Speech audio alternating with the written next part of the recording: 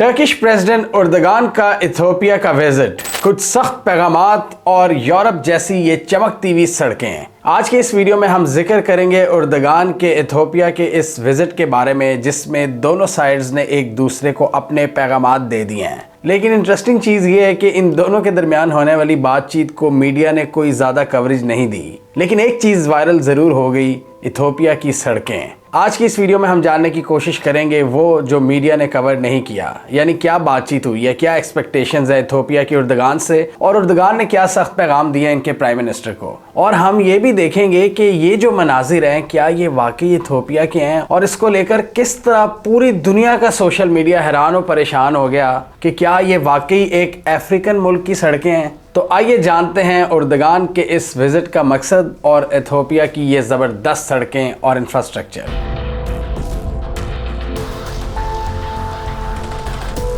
सबसे पहले तो हम इस क्लिप को देखते हैं जो सोशल मीडिया पर वायरल हुआ था, और इस हवाले से पूरी दुनिया से मैं कमेंट्री देख रहा था, चाहे वो इंडिया हो, चाहे जर्मनी हो, चाहे अमेरिका हो। हर जगह पर लोग ये लिख रहे थे कि हमारी गवर्नमेंट्स हमें ऐसा इंफ्रास्ट्रक्चर देने में नाकाम क्यों हैं। अमेरिका की भी बात करें, वहाँ पर भी इंफ्रास्ट्रक्चर डेवलपमेंट के हवाले से बड़ी बहस चलती रहती है कि बड़ा पुराना इंफ्रास्ट्रक्चर है और उसको अभी तक अपग्रेड नहीं कर रहे, मतलब बहुत स्लो प्रोग्रेस है वहाँ पर। और इसी तरह भारत का इंफ्रास्ट्रक्चर तो हमारे सामने है। भारत और चाइना को अगर हम कंपेयर करें, वैसे तो भारत कहता है कि हम चाइना का कंपेटिटर हैं, लेकिन जो डेवलपमेंट रोड्स और इंफ्रास्ट्रक्चर हम चाइना में देखते हैं, भारत में शायद उसका 1% भी नहीं है। तो इस तरह की rapid growth, modern Chinese inspired infrastructure, ये हमें दुनिया में शाज़ो नादिर ही नज़र आता है, और इथियोपिया में हमें ये सड़कें नज़र आई हैं और पूरी दुनिया पागल होगी कि यार देखो, ये है एक अफ्रीका का मुल्क। उर्दगान का जब काफिला वहाँ से गुजर रहा था तो बिल्कुल ऐसे लग रहा था कि ये चाइना का कोई मॉडर्न सिटी है, जिसमें हमें ज़बरदस्त रोड्स नज़र आई, बहुत खुली 5-6 लेन्स की हमें रोड नज़र आई, ग्रीन स्पेसिस थी वहाँ पर, और साइडवेज बड़ी खूबसूरत बनाई हुई थी जहाँ पर लोग वॉक कर रहे थे। बड़ी ज़बरदस्त मार्केट्स थी, बिल्डिंग्स थी, साइडवेज पर पैदल चलने वालों के लिए एक प्रॉपर स्पेस थी, और एक सस्टेनेबल इंफ्रास्ट्रक्चर हमें नज़र आया है इनके शहर अदीस अबाबा, जो कि इनका कैपिटल सिटी है। ये नहीं है कि उन्होंने अपने थोड़े से एरिया को रंगो रोगन कर दिया था। जिस तरह आपको याद है 2019-20 में जब डोनाल्ड ट्रंप ने भारत का विजिट करना था, तो भारत ने दिल्ली में एक पूरी स्लम को ही छुपाने की कोशिश की थी और उसके गिर्द एक बड़ी दीवार बना दी थी, और बाकी एरिया जो उनका बेहतर था थोड़ा सा, जहां से गुजरना था ट्रंप ने, उसको उन्होंने रंगो रोगन कर दिया। लेकिन अदीस अबाबा में यहां हमें सस्टेनेबिलिटी नजर आई है, और इनके प्राइम मिनिस्टर जो हैं उनको क्रेडिट जाता है, जो पिछले 5-6 सालों से वहां हुकूमत कर रहे हैं, और कई सालों से इनकी इकोनॉमिक ग्रोथ दुनिया की टॉप ग्रोथ्स में शामिल है। और आज से 5-6 साल पहले हमने एक वीडियो में जिक्र किया था कि इथियोपिया उन ममालिक में है जिनकी जो ग्रोथ रेट है वो 10% को टच कर है। इसके अलावा वियतनाम का ग्रोथ रेट अच्छा था, उस वक्त की मैं बात कर रहा हूँ, चाइना का अच्छा था, भारत का अच्छा था, लेकिन उसको सस्टेन रखा है इथियोपिया ने। और सोशल मीडिया पर मैं देख रहा हूँ कि जिस तरह एक वीडियो ने उनके पूरे इमेज को उठा दिया है, इनके टूरिज्म में डेफिनेटली इजाफा होगा। और यही वो चीज़ें होती हैं, सोशल मीडिया टूल्स होते हैं, और आपकी एक्चुअल ग्रोथ जब नज़र आती है दुनिया को तो आपकी ट्रैवल एंड टूरिज्म में इजाफा होता है। तो इससे इथियोपिया को एक बहुत बड़ी मदद मिलने वाली है। लेकिन इथियोपिया को कहाँ मदद नहीं मिल रही, ये हम आज की वीडियो में जानने की कोशिश करेंगे। आते हैं अपने मेन टॉपिक पर वापस। उर्दगान ने यहाँ का विजिट क्यों किया है? उर्दगान ने यहाँ पहुँचकर सबसे पहला जो मैसेज दिया है इथियोपियन गवर्नमेंट को, वो सोमालीलैंड के हवाले से है। उन्होंने कहा कि सोमालीलैंड की रिकग्निशन किसी सूरत भी काबिल कबूल नहीं है, और एक्सपर्ट्स के मुताबिक ये पैगाम इथियोपिया की हुकूमत को दिया गया है। और हमने अपनी कुछ वीडियोस में अभी रिसेंटली ही डिस्कस किया है कि इथियोपिया इस कैंप की तरफ जा रहा है जहां यूएई, इजराइल और भारत हैं, और हॉर्न ऑफ अफ्रीका के इस पूरे रीजन में इजराइल की सोमालीलैंड की रिकग्निशन ने सारी चीज़ों को एक बार फिर बिगाड़ कर रख दिया है। और इस हवाले से सऊदी अरब और तुर्की बहुत सीरियस हो चुके हैं, पहले सऊदी अरब यूएई के साथ सीधा हुआ यमन में, उसके बाद सोमालिया का हमने इशू देखा, इजराइल आ गया जी सोमालीलैंड को रिकॉग्नाइज करने। वहां पर इजराइल और यूएई की बेसिस भी थी। सोमालिया ने यूएई को बड़ी सख्ती से कहा कि आप यहां से निकल जाएं, और सोमालियन प्रेसिडेंट ने फौरन मुलाकातें की एमबीएस और उर्दगान से, और वहां पर दोनों ने यही पैगाम दिया कि हम सोमालिया की टेरिटोरियल इंटेग्रिटी को सपोर्ट करते हैं और किसी डिवीजन को बर्दाश्त नहीं करते। और उन्होंने पैगाम दिया था इजराइल और यूएई को कि आपके जो सोमालीलैंड के ऊपर प्लान्स हैं वो किसी सूरत काबिल कबूल नहीं। और इस इक्वेशन में हमने देखा था इजिप्ट भी कूद गया और उसने भी तुर्की और सऊदी अरब का साथ दिया। इजिप्ट ने पिछले दिनों एरिट्रिया का विजिट किया और उनको सपोर्ट की यकीन दहानी कराई। अब एरिट्रिया क्या है? एरिट्रिया वो मुल्क है जो 1993 में एथियोपिया से जुदा हो गया था, और उसकी वजह से एथियोपिया को सबसे बड़ा मसला क्या हुआ, उनकी पोर्ट एक्सेस खत्म हो गई है, यानी अब उनके पास समंदर नहीं है, वो एक लैंडलॉक कंट्री बन चुका है। तो यहाँ पर एथियोपिया ने रिक्वेस्ट की है उर्दगान से कि आप हमारी सी एक्सेस को हासिल करने में मदद करें, क्योंकि एक तरफ है सोमालीलैंड, अगर ये वहाँ पर जाते हैं तो ये सऊदीज और तुर्की को नाराज़ करेंगे।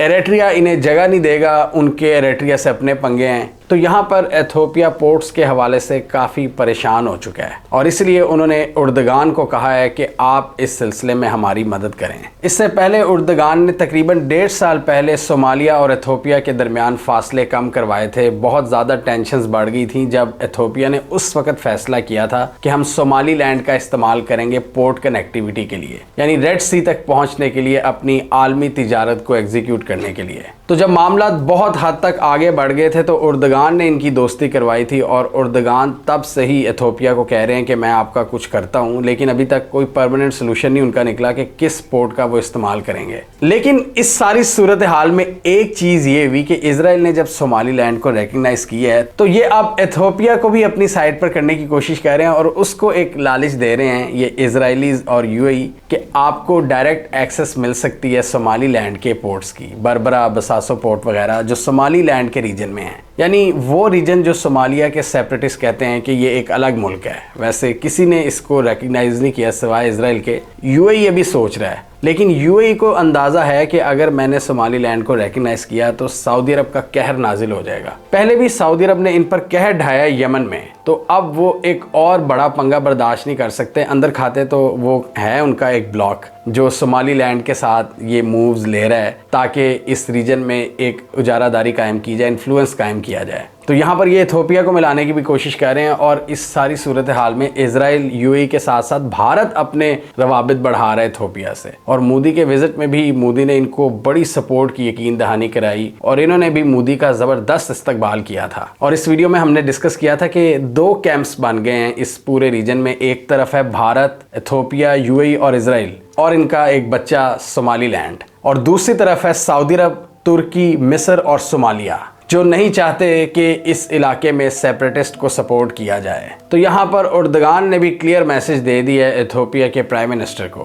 कि आप अपने मिस एडवेंचर्स तर्क कर दें और सोमालीलैंड को रिकग्नाइज करने का सोचिएगा भी मत। लेकिन बदले में उन्होंने भी रिक्वेस्ट की है उर्दगान से कि आप हमारी जो सी एक्सेस है उसका कुछ करें, वरना हमारे पास एक ही ऑप्शन है सोमालीलैंड की। लेकिन उर्दगान ने एथियोपिया पर यहाँ क्लियर कर दिया है कि हॉर्न ऑफ अफ्रीका के रीजन को जियोपॉलिटिकल कंपटीशन का बैटलफील्ड नहीं बनना चाहिए। अच्छा, उर्दगान ने यहाँ जो स्टेटमेंट्स दी हैं सोमालीलैंड के हवाले से और सोमालिया को सपोर्ट किया है, एथियोपिया को समझाया है, इस पर सोमालीलैंड के सेपरेटिस्ट बोल पड़े हैं, जो उनकी वहाँ पर एक पैरेलल छोटी सी हुकूमत है, वो बोल पड़े हैं कि ये उर्दगान कौन होते हैं हमारे बारे में बोलने वाले, ये हमारे मैटर्स में इंटरफेरेंस कर रहे हैं। एथियोपिया के पिछले कई सालों से तुर्की और सऊदी अरब से ताल्लुकात बड़े ज़बरदस्त थे, नॉर्मल ताल्लुकात थे, लेकिन उनमें डेफिनेटली एक दरार आई है इजराइल के मूव्स की वजह से, क्योंकि इजराइल इनको ये पंप कर रहा है कि देखो आप सोमालीलैंड को रिकग्नाइज कर लो, आपको पोर्ट एक्सेस मिल जाएगी, और इससे वो उनके कैंप में आ जाएंगे, उनका ब्लॉक मजबूत हो जाएगा। और याद रहे सोमालीलैंड की रिकग्निशन को चाइना भी एक्सेप्ट नहीं करता, चाइना भी बहुत अग्रेसिव है इस मामले में, क्योंकि चाइना ये देख रहा है कि इजराइल सोमालीलैंड और ताइवान को मिलाकर यहाँ एक इत्तेहाद क्रिएट करने की कोशिश कर रहा है, और इनके दरमियान पॉसिबल मिलिट्री डील्स हो सकती हैं जो ऑलरेडी ताइवान और इजराइल के दरमियान हो रही हैं, जो चाइना के लिए एक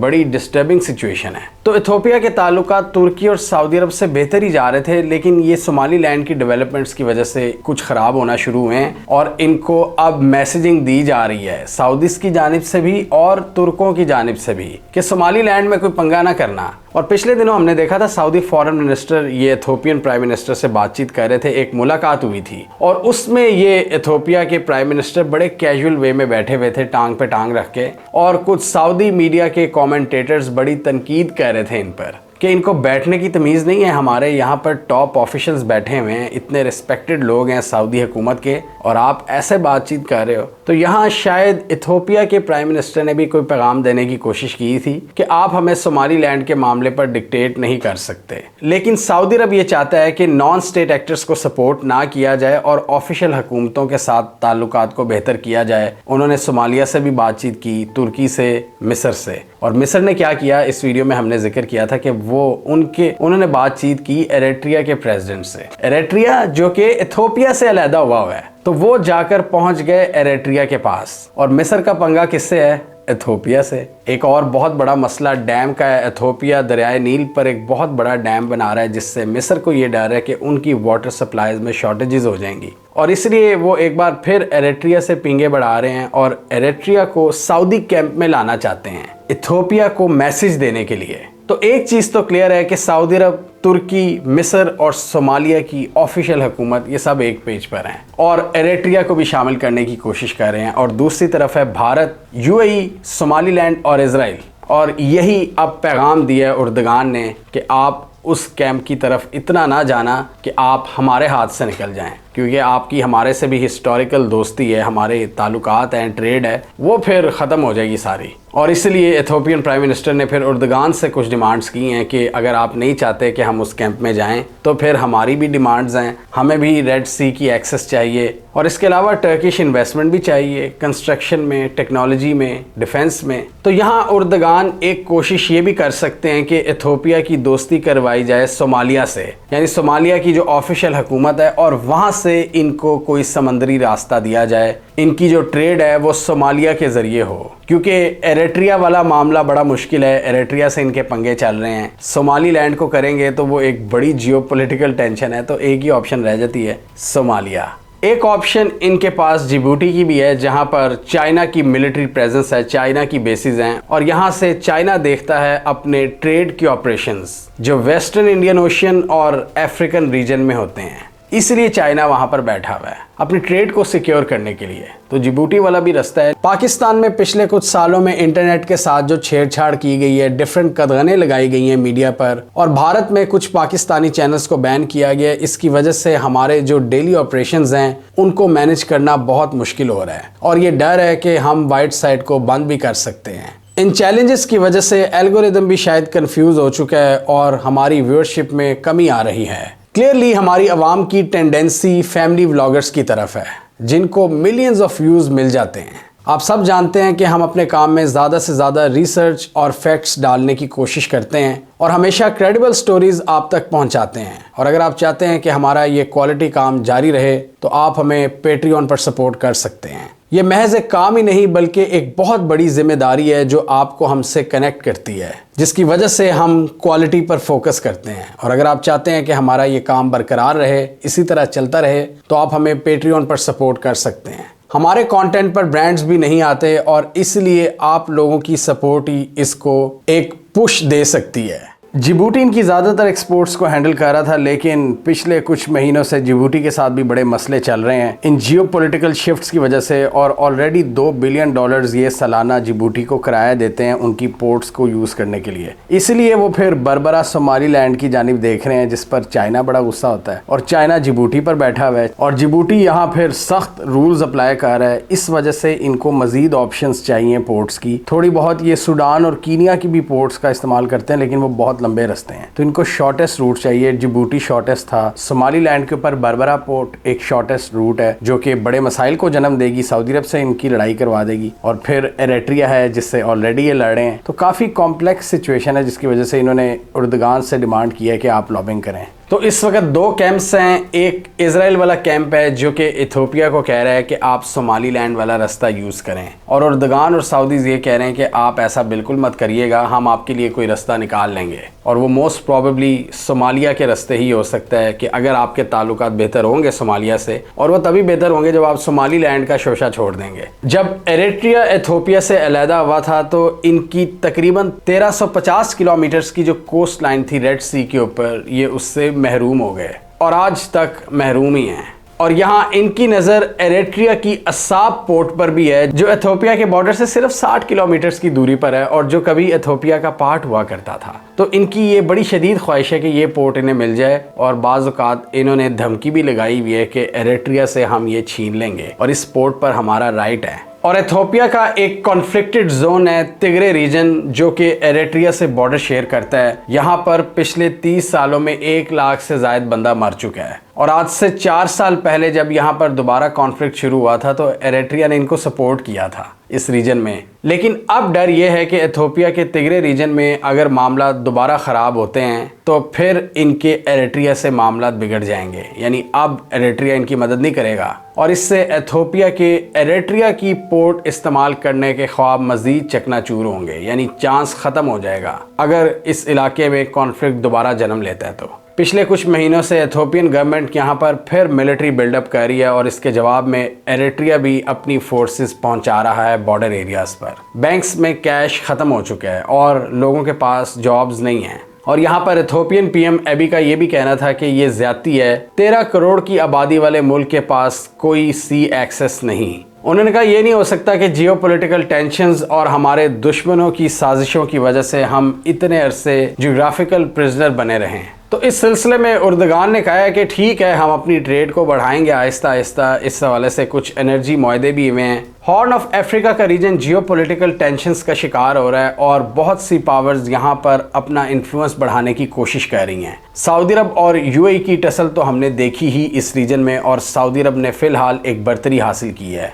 मिस्र ने भी यहाँ सऊदी ऑफिशियल्स के साथ काम किया और इंटेलिजेंस प्रोवाइड की यूएई की एक्टिविटीज़ के हवाले से, और तुर्की भी यही कोशिश कर रहा है कि इस रीजन में अपने इन्फ्लुएंस को बढ़ाया जाए। ये ट्रेड रूट्स इन सब के लिए बहुत अहम हैं। बाबुल मंडब स्ट्रेट अरब और अफ्रीका को जुदा करती है और इसके साथ ही ये ईस्ट और वेस्ट की तिजारत के लिए एक अहम चोक पॉइंट है, एक बहुत अहम गुजरगाह है जहां से एशियन एक्सपोर्ट्स वेस्टर्न मंडियों की तरफ जाती हैं और वेस्टर्न गुड्स एशियाई मार्केट में एंटर होती हैं। रेड सी का ये पूरा पैसेज क्रॉस करके पहले मेडिटेरेनियन सी, उसके बाद सुएज कैनाल जो कि इजिप्ट के कंट्रोल में है और इसलिए इजिप्ट भी इसके सदर्न पार्ट में इंटरेस्ट ले रहा है सऊदी अरब के साथ कि अगर साउथ में कोई मसला होता है तो डेफिनेटली नॉर्थ की ट्रेड भी मुतासिर होगी, चीज़ें नॉर्थ तक नहीं पहुंच सकेंगी। तो इसलिए मिस्र भी बहुत ज़्यादा सीरियस है इस मामले को लेकर और उनके भी जितने बुरे हालात हैं। सुएज कैनाल की ट्रेड उनकी इकॉनमी के लिए एक बहुत बड़ा सहारा है जो ग्लोबल ट्रेड है। सऊदी अरब के ऑब्जेक्टिव्स भी इकॉनमी और ट्रेड से रिलेटेड ही हैं। वो नहीं चाहते कि यहाँ पर कोई डिस्टर्बेंस हो,